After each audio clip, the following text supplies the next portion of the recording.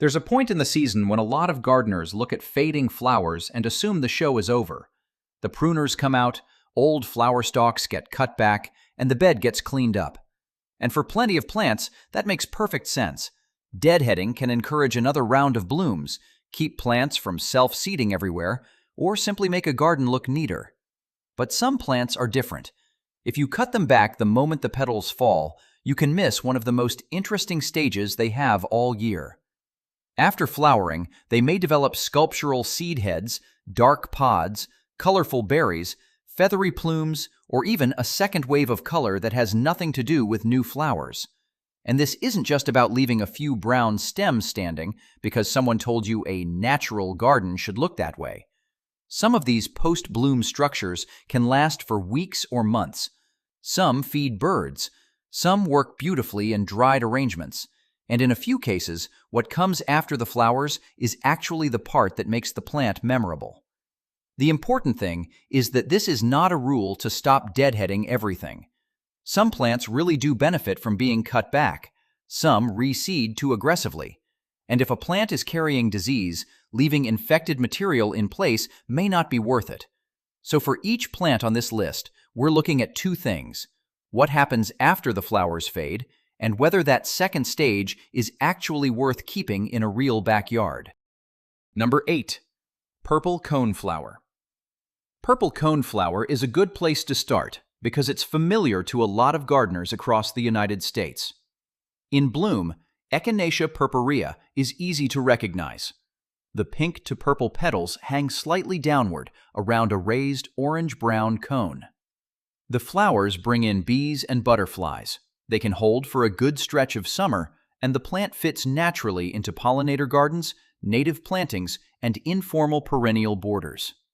But when those petals start to dry up and drop, the center of the flower doesn't disappear. That cone gradually hardens, darkens, and becomes a very distinctive seed head. By late summer and fall, those brown to nearly black cones can stand above the planting on stiff stems long after most of the color is gone. This is a good example of why a plant does not have to stay colorful to stay useful in the design of a garden. In a border where the flowers are beginning to fade, those dark seed heads can add contrast against ornamental grasses, plants turning gold in fall, or evergreen foliage. Later in the year, frost can catch on the cones and stems. A light snow can outline them. Suddenly, something that looked like an old flower in August becomes part of the winter structure of the bed. There's also a practical reason not to cut every stalk immediately. The seeds can provide food for small birds, especially as the season moves on and other food sources become less abundant. That does not mean every coneflower stem needs to stay in place until spring. If the plant had serious leaf disease during the season, cleaning up affected material may be the better choice. And if you don't want lots of volunteer seedlings appearing around the bed, you may want to remove some seed heads before they fully disperse. A good middle ground is to stop thinking of deadheading as an all-or-nothing job. You can remove earlier spent flowers when you want the plant to stay tidy or continue flowering, then leave some of the later blooms to mature naturally. That gives you a cleaner plant during the main season while still preserving some seed heads for fall and winter. Purple coneflower does not have the most dramatic transformation on this list, but it teaches the idea immediately. When the petals are gone, the plant may not be finished. It may simply be moving into a different stage. Number 7. Blue false indigo. Blue false indigo, or Baptisia australis, changes in a completely different way after flowering. In late spring or early summer, a mature plant sends up upright spikes of blue-violet, pea-like flowers above a broad mound of foliage. On an established plant, those flower spikes can give the whole clump a strong, vertical look. Then flowering ends, and instead of those spikes simply drying into nothing, seed pods begin forming where the flowers used to be. At first, the pods are green.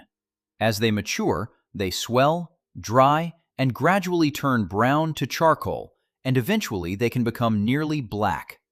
That's when the plant takes on a very different personality. The dark pods stand out against the foliage and give the old flower stems a graphic, almost architectural quality. In a mixed perennial bed, they can add structure long after the blue flowers are gone. But Baptisia also gives us a very practical gardening choice. Some gardeners cut the plant back after flowering to keep the clump compact and reduce the chance of stems leaning or flopping later in the season. That can be useful, especially where the plant is growing close to a walkway or in a more formal border. But if you cut those flowering stems too early, you also remove the pods before they have a chance to develop. So the right choice depends on what you want from the plant. If a tidy mound matters more than the seed pods, cut it back. If you have room for a slightly looser shape and you like the darker late-season structure, let at least some of those stems mature. This is also a plant where placement matters long before flowering begins. A mature Baptisia can become a substantial clump, and once it develops a deep, established root system, moving it is not something most gardeners are going to enjoy. Give it enough room from the beginning. If you do that, the payoff is much more than one short flowering season. You get a large perennial with strong foliage, a solid overall shape, and then a second phase of dark seed pods that many people never notice because they cut the plant too soon. Number 6. Love in a Mist. Love in a Mist, or Nigella damascena, has one of the clearest transformations on the entire list. In bloom, the plant looks delicate. The flowers are usually blue, but they can also be white, pink, or other soft shades depending on the selection. They sit among finely divided thread-like foliage, which creates that soft, misty appearance behind the common name. Then the petals fall, and the plant becomes something else entirely. The center of the flower starts swelling into an inflated seed pod, much larger and more noticeable than the original center of the bloom. These pods are often rounded or egg-shaped, with pointed, horn-like structures extending from the top. When they're still green, they can look like little lanterns. As they dry, they turn tan and hold their shape surprisingly well. That's why Nigella seed pods are so popular in dried arrangements. Even after you cut them, they keep the form that makes them interesting in the garden. But Nigella is also a perfect example of why this video should not be interpreted as never deadhead. If you keep removing old flowers, the plant can continue putting energy into additional blooms instead of immediately maturing seed. That can extend the flowering period. If you leave every pod to ripen, you get a much stronger post-bloom display, but you also give the plant plenty of opportunity to scatter seed. In a loose cottage-style garden, that may be exactly what you want. Nigella can come back from seed and weave itself naturally between other plants. In a tightly controlled bed, you may feel very differently when dozens of seedlings show up where you didn't plan for them. So the most useful approach is often somewhere in the middle. Deadhead some of the earlier flowers if you want to keep the bloom period going. Leave the strongest or best-positioned pods to develop. Then, if you don't want heavy self-seeding, remove or harvest those pods before every seed ends up on the ground. That way you get both phases of the plant, the flowers and the pods, without letting the seed stage make every decision for you. Number 5. Blackberry lily. Blackberry lily has one of the most surprising changes after flowering because the plant produces something that looks almost like fruit. Despite the common name, this is not really a lily. Iris domestica belongs to the iris family, and the foliage gives that away. The leaves are long, flat, and sword-like. The flowers are usually orange with darker red or orange spotting. Individual blooms don't last very long, but the plant can keep producing flowers over a period of time. Then the flowers are replaced by seed capsules. At first, those capsules are green and not especially dramatic. But as they mature, the outer casing dries and splits open. Inside is a tight cluster of glossy black seeds. From a distance, those shiny black seeds look remarkably like a small blackberry, which is exactly where the common name comes from. Visually, this is a great late-season feature because it gives you something other than another brown seed head. The black seeds reflect light and create distinct dark points along the stems. But there are two things worth remembering. First, those black clusters are seeds. They are not edible blackberry fruit just because they look like berries. Gardeners should never assume a decorative seed structure is edible based on appearance or a common name.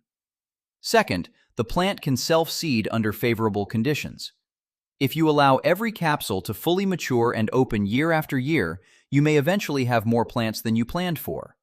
Again, that does not mean you need to remove everything as soon as flowering ends.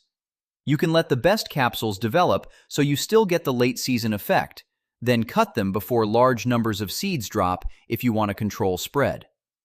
This is one of the things I like about looking at post-flowering plants this way.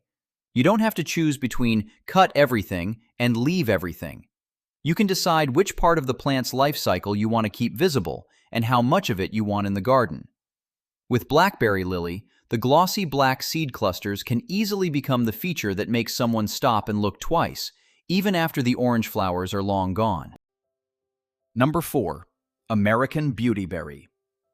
If the first 4 plants made this sound like a video about seed heads, American beautyberry changes the story completely.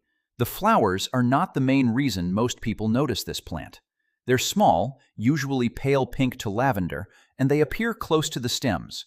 If you walk past an American beautyberry while it's flowering, it may not be the first thing that catches your eye in the garden. But after flowering, the plant starts doing something much more dramatic. Small fruits develop in clusters around the stems. As they mature, they turn a vivid purple to magenta. On a healthy plant, these clusters can appear along multiple arching branches and transform what looked like a fairly ordinary shrub into one of the most obvious plants in the late summer or fall garden. This may be one of the clearest examples on the list where the post-flowering stage is genuinely more striking than the bloom. And the fruit is not just decorative, it can also provide food for wildlife, including birds. But American beautyberry is not a plant I would recommend as if it performs the same way in every part of the country. It is especially well suited to warmer regions and is strongly associated with the southeastern United States. If you garden in a much colder climate, you need to check whether it is appropriate for your conditions or whether another beautyberry species or a different shrub would make more sense. It's also a shrub, not a small perennial. That matters because the best display comes from allowing the plant enough room to develop its natural arching form. If you squeeze it into a tiny space next to a foundation and then keep shearing it into a tight box, you lose much of what makes those berry-covered branches attractive. This is a good reminder that the second season of interest often has to be planned from the day you plant. Give beautyberry the room it needs, and the flowers become almost an opening act. The purple fruit that follows is when the plant really starts performing. Number 3. Allium schubertii. A lot of ornamental onions are grown for their round flower heads, but Allium schubertii is especially interesting because the basic structure of the flower remains impressive long after the color disappears. In bloom, the head can be enormous. Dozens of stems radiate outward from the center at different lengths, each ending in small, pink-purple flowers. The whole thing looks less like a traditional flower and more like a firework frozen at the moment of explosion. Then the petals fade. The purple disappears, but the radiating framework stays. As it dries, the structure turns straw-colored to light brown, and the entire head becomes a large, airy architectural sphere. The shape is still unmistakable. It simply changes from a colorful flower into something that looks more like a piece of garden sculpture. This is one plant I would not be in a hurry to cut the moment the flowers are over. In an open planting, a few of those large dried heads can remain visible above lower perennials and add strong circular shapes to the bed. Once fully dry, they can also be cut and used indoors. With this plant, though, soil conditions matter more than whether you keep the seed head. Like many ornamental onions, it performs best in soil that drains well. If the bulbs sit in heavy, wet soil for long periods, especially during dormancy, rot becomes a much bigger problem than anything related to deadheading. So don't choose it only because you saw one spectacular dried seed head online. Make sure the planting site can support the bulb in the first place. There is also a design issue that comes with many alliums. The foliage can start looking tired and yellow while the flower head is still attractive. A common solution is to plant the bulbs among other perennials. The neighboring plants hide the fading leaves while the flower and later the seed head rise above them. When that combination works, the dried head does not look like a dead plant that someone forgot to remove. It looks intentional. And that difference between finished and still contributing is exactly what this video is about. Number 2. Prairie smoke. There are very few plants whose common name makes more sense after the flowers fade than while they're in bloom. Prairie smoke is one of them. Geum triflorum is a North American native with a relatively low-growing habit. In spring, it produces small, nodding flowers in shades of reddish pink to purple. The flowers are attractive, but if you only saw the plant at that stage, the name prairie smoke might seem a little strange. Then pollination happens, and everything changes. As the seed heads develop, the styles elongate into fine, feathery strands. When many of those strands appear together, they form soft pink, silvery pink, or smoky plumes that hover above the foliage. That is when the name suddenly makes perfect sense. The plant looks as if wisps of smoke are drifting just above the ground. This is one of the reasons prairie smoke ranks so high on the list. With some plants, you can argue about whether the flowers or the seed heads are more attractive. With prairie smoke, the post-flowering structure is one of the defining features that separates it from hundreds of other perennials. The effect becomes even stronger when light comes through those feathery seed heads from behind. Early morning or late afternoon light can make the fine hairs almost glow around the edges. But prairie smoke is not a plant you should drop into any empty spot just because the seed heads look good. It prefers sunny conditions and well-drained soil. It is much better suited to a dry or moderately dry site than to a low area that stays wet. If you have a sunny bed with decent drainage and you're trying to build a planting that doesn't need constant watering once established, prairie smoke can make a lot of sense. And if your goal is to see those smoky seed heads, don't remove the flower stalks the moment the flowers begin to fade. The plant needs time to finish that transition. It sounds obvious, but that exact stage is when many gardeners see an old flower and instinctively reach for the pruners. With prairie smoke, cutting at that moment means removing the feature the plant is named for. Number 1. Seven Sun Flower. The last plant is different from everything else on the list. It does not win because of a giant seed head, glossy black seeds, purple berries, or feathery plumes. Instead, after the real flowers fall away, another part of the flower starts creating enough color that the plant can look like it is blooming all over again. Seven Sun Flower, Heptacodium meconioides, is a large shrub or small tree.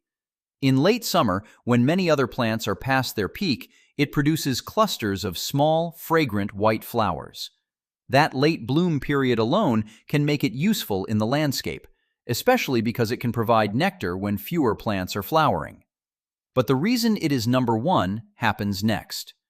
After the white petals fall, the calyces remain. Those calyces enlarge and change color, becoming pink to red.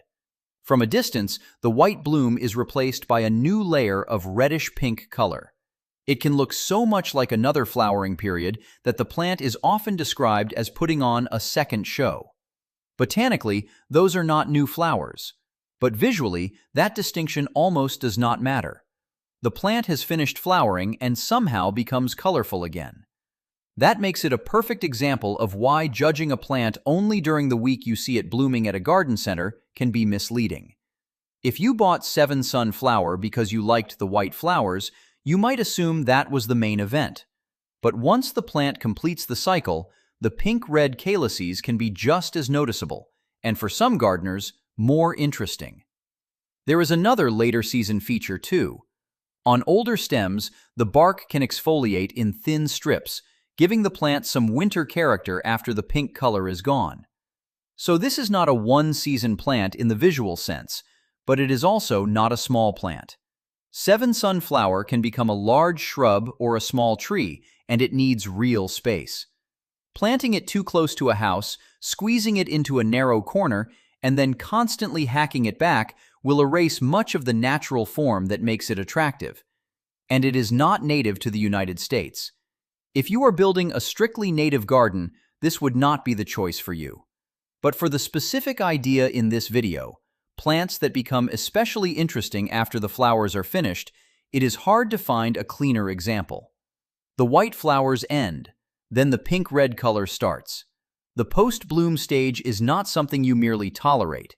It is one of the main reasons to grow the plant. The point of these 8 plants is not that you should stop deadheading your garden. The more useful idea is to know which plants are truly finished when the flowers fade, and which ones are only moving into the next part of the show. For some plants, cutting spent flowers can mean more blooms, better shape, or fewer unwanted seedlings.